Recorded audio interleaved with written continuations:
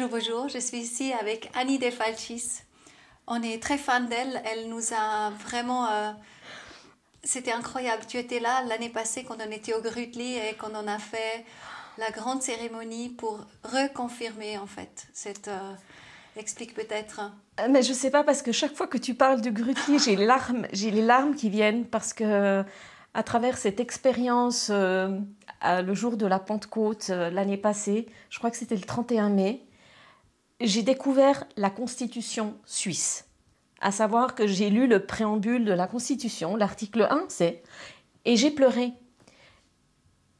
Je me suis dit que c'était pas normal qu'on ne nous montre pas la Constitution à l'école, qu'on nous montre le code civil, le code des obligations, des gros pavés, mais la base, on l'a pas. Qui est très dans le cœur. Hein. Elle est dans le cœur et qui est d'une puissance extraordinaire. Donc Annie, en fait, elle a représenté Neuchâtel oui. autant qu'une de 26 personnes qui ont chacun représenté un canton. On va mettre la vidéo en bas pour qu'ils voient. Et en tout cas, c'est vraiment très important de se rendre compte de ça. Et c'était un honneur pour moi de représenter Neuchâtel.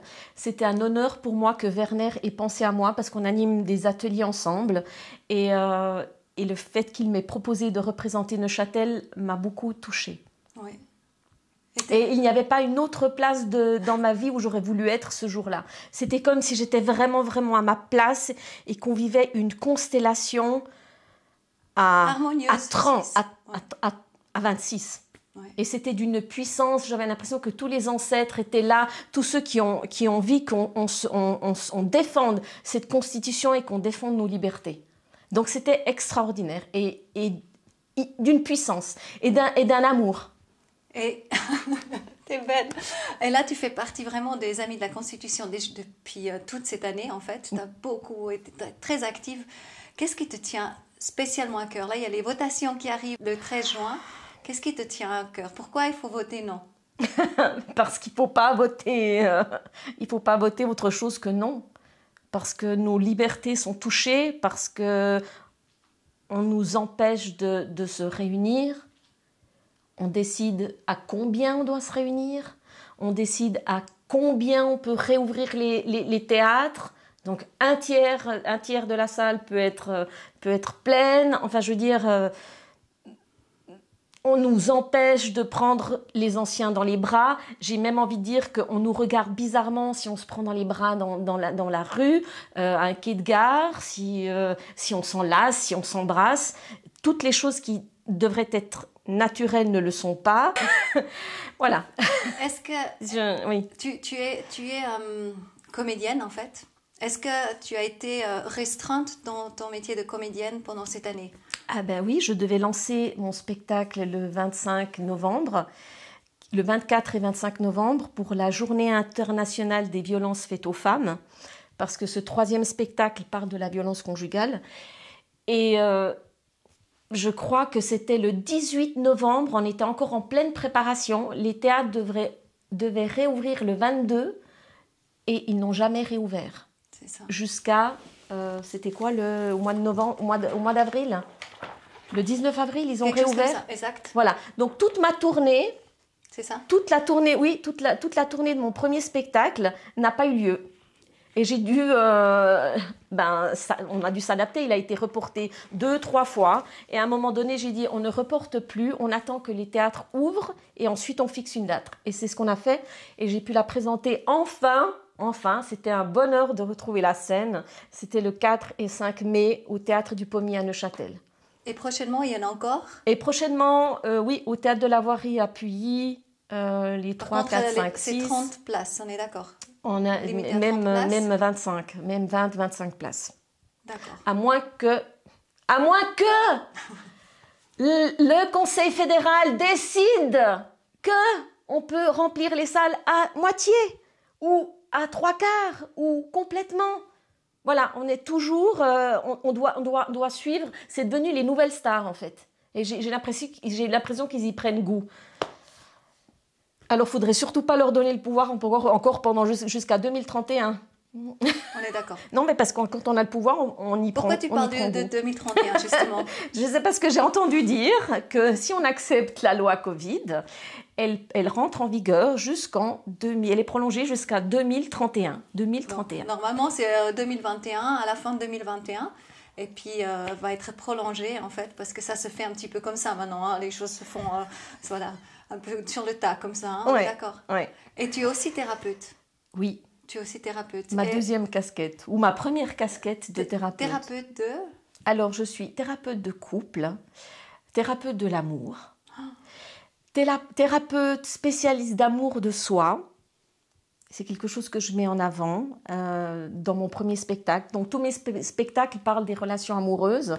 Et le premier que j'ai lancé en 2014 était Amour, glace et bonté. Et c'était justement sur les relations amoureuses et l'importance de l'amour de soi. Et je donne également justement des ateliers sur l'amour de soi. Et j'ai été empêchée de donner des ateliers parce qu'on ne pouvait pas se réunir à plus de 5 personnes. Bon, j'aurais pu faire... Mais je ne suis même pas sûre que j'avais vraiment le droit d'en faire. Mais voilà. Et là, tu sens que c'est en train de reprendre? Ah oui, mais les gens sont ravis. On a repris gentiment au mois de février, donc ça faisait quasiment presque une année que je n'avais plus donné d'atelier, et les gens n'attendaient que ça. Je crois qu'il y a vraiment besoin de se retrouver. On est d'accord. On est d'accord. Et maintenant, si cette loi Covid, donc on vote non, on est bien d'accord, on vote non, non, non. Oui, on vote c'est non. bien compris. Non, non, non. Partager avec tout le monde qu'il faut voter non, on est bien d'accord, tout le monde va voter non. C'est super important parce que si on vote oui, qu'est-ce qui va se passer avec la Suisse? Déjà, on est vraiment un exemple aussi autant que la Suisse. Je crois que tous les autres pays nous regardent. Donc, c'est hyper important ce qui se passe en Suisse. On a un rôle primordial et vraiment précurseur quelque part. Oui, de donner l'exemple. Oui, c'est ça. De donner l'exemple de la liberté. Important. Je pense que finalement, on pourrait suivre la Suède plutôt que de suivre la France. Bon, là, on est en Suisse. Il n'y a pas d'autre. C'est la Suisse. Mm-hmm. Qu'est-ce qui peut se passer? Donc là, un ami a été en Autriche. Il voulait prendre un café sur une terrasse. La dame, elle a demandé, est-ce que vous avez fait le test PCR? Il dit non. Est-ce que vous avez fait le vaccin? Non. Ah, je suis désolée, je ne peux pas vous servir. Donc en fait, c'est ça qui va arriver. Donc en fait, on va être dans une discrimination extraordinaire. Et là aussi, une autre amie qui voulait acheter, genre dans un Fust en Allemagne, elle est rentrée dans le magasin, elle voulait acheter quelque chose. Ils lui disent, test PCR, passeport, carte entrepreneur. Non, elle n'avait pas la possibilité d'acheter un truc dans le Fust. Donc en fait, ça c'est déjà à l'étranger, ça se produit déjà. Donc c'est une question de temps que ça arrive chez nous si on ne s'oppose pas. Absolument. Je pense que la plupart des gens ont compris certaines choses et on n'a plus besoin de nous infantiliser, surtout. Je pense qu'on est vraiment des êtres humains responsables et qui peuvent faire preuve d'une grande solidarité. C'est ça.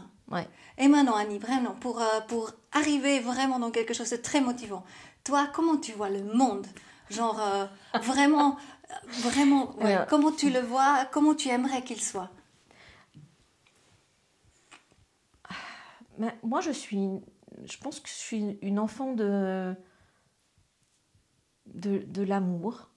Donc, je suis venue sur Terre pour transmettre l'amour, pour cultiver l'amour, qui commence à travers mon expérience, à travers soi-même, l'amour qu'on se donne à soi, parce qu'il est primordial, et ensuite l'amour de l'autre.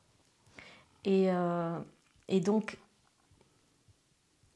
à travers d'ailleurs ce troisième spectacle sur la violence conjugale, c'est arriver à aimer l'autre à aimer l'autre. Quand je dis l'autre, ça peut être notre bourreau, à travers tout un processus, évidemment, de lâcher tout le bagage émotionnel que l'on a en soi à travers ce qu'on a subi, les violences qu'on a subies, les peurs que l'on a pu avoir qui ont fait qu'on est resté dans une relation toxique. Et donc, l'amour de soi, l'amour de l'autre, même quand c'est pas facile. Et la troisième étape ultime, c'est l'amour de l'humanité telle qu'elle est. Être dans l'acceptation de ce qui est.